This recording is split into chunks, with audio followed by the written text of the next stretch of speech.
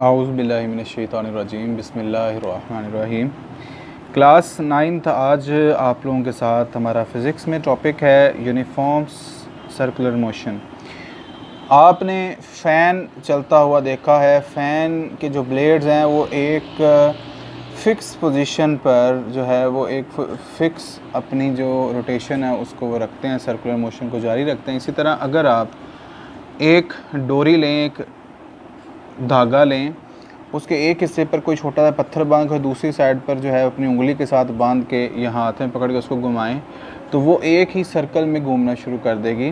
तो ये हमारे पास यूनिफॉर्म सर्कुलर मोशन होती है, सेम फोर्स के साथ वो मूव करती रहती है। We come across many things in our daily life that are moving along circular path. Take a small stone, tie it at one end of the string and keep the other end of string in your hand as shown in the figure। जैसा कि वो कह रहा है ये आपको figure में दिखाया गया है।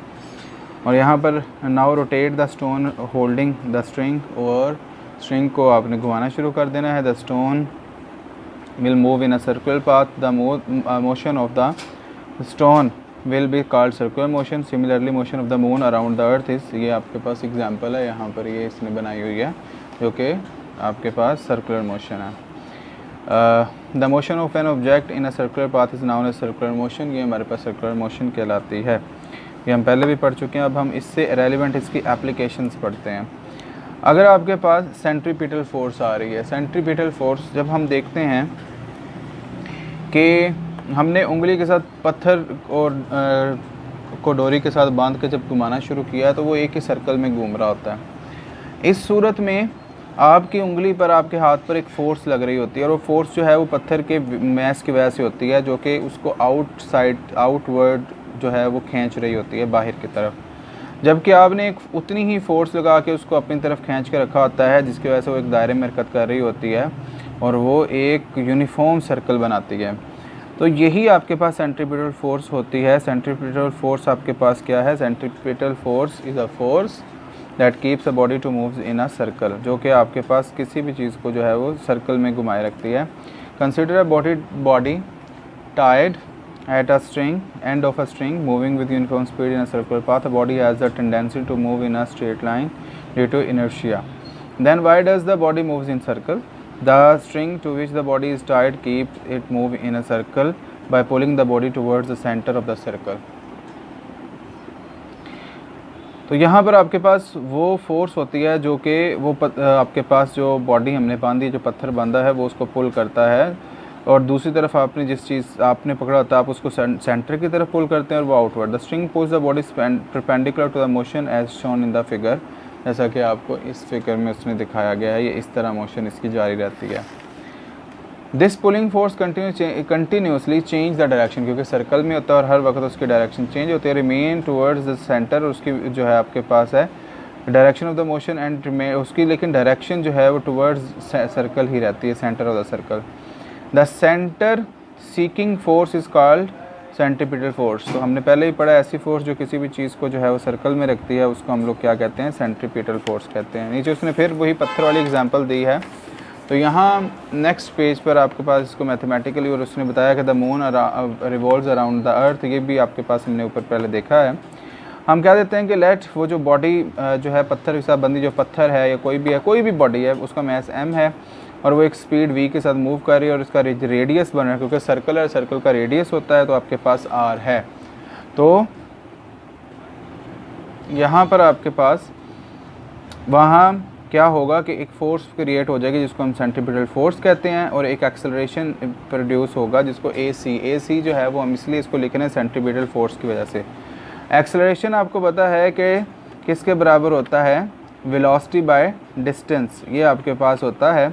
तो velocity square is over R, ये एक्सेलरेशन, सेंट्रीपिटल एक्सेलरेशन आ गया। लेकिन न्यूटन सेकंड लॉ में कहता है कि F is equal to m में होता है। m की ये जो वैल्यू है ये यहाँ a की यहाँ पुट कर दें, F is equal to mv square over r आ गया। तो ये आपके पास सेंट्रीपिटल फोर्स का जो है वो फार्मूला होता है। सेंट्रीपिटल फोर्स के ऑपोजिट होती है सेंट्रीफ्यूगल फोर्स।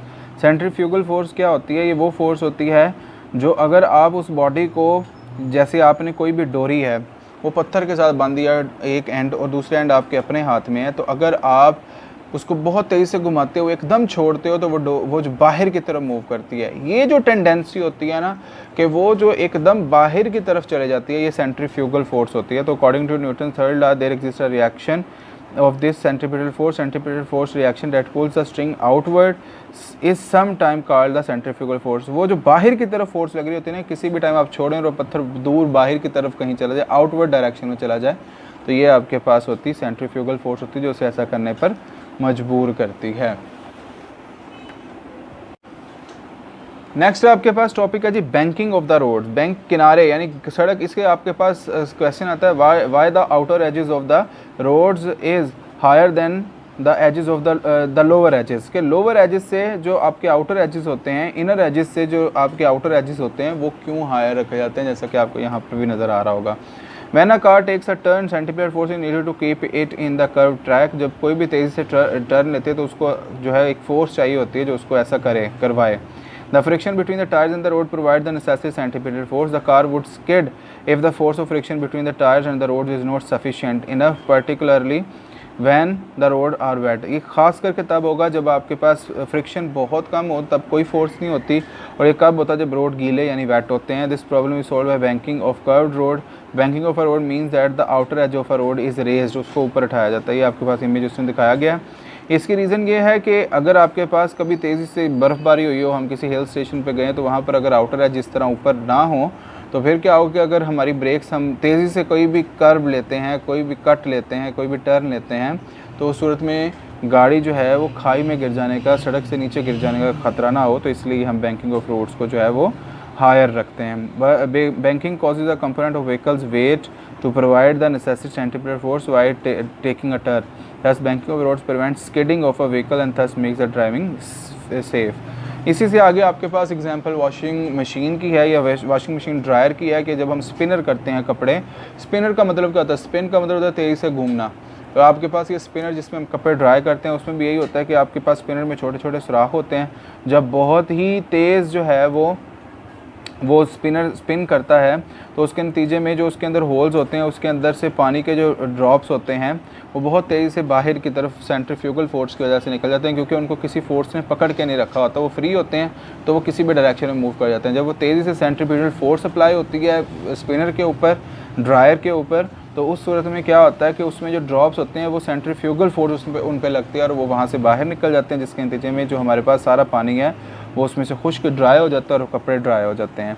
इसी तरह क्रीम सेपरेटर है, अगर हम मलाई जो है वो दूध से मलाई उतार के उसको जो रगड़ते हैं, सेपरेट करते हैं, तो उसमें भी यही होता है कि उसमें सेपरेटर होता है वो तेज़ी से घूमता है, जिसकी वजह से जो क्रीम है ये इसकी डेंसिटी कम होती है मिल्क के निस्बत। मिल्क की डेंसिटी ज़्यादा होती है, मिल्क जो है वो नीचे बैठ जाता है, जबकि ये हल्की होने की वजह से ऊपर आए थे, जिसको हम लोग वहाँ से अलग कर लेते हैं। मक्खन जो हम दूध और दही से निकालते हैं वो इसी तरह ही निकलता है। तो ये आपके चैप्टर के मेन टॉपिक्स है जिनको आज हमने पढ़ा। इनमें से किसी टॉपिक की आपको समझ ना आए या जो है वो कोई चीज़ क्लियर नहीं है तो आप मुझसे पूछ सकते हैं। कल हम इसकी एक्सरसाइज करेंगे और एक्सरसाइज के साथ हम इसके न्यूमेरिकल्स करेंगे। अच्छी तरह इस चैप्टर को दोबारा से देख लें। कोई टॉपिक अगर समझ नहीं आया तो कामिल साहब को बता दें, मैं उसको दोबारा एक्सप्लेन कर देता हूँ।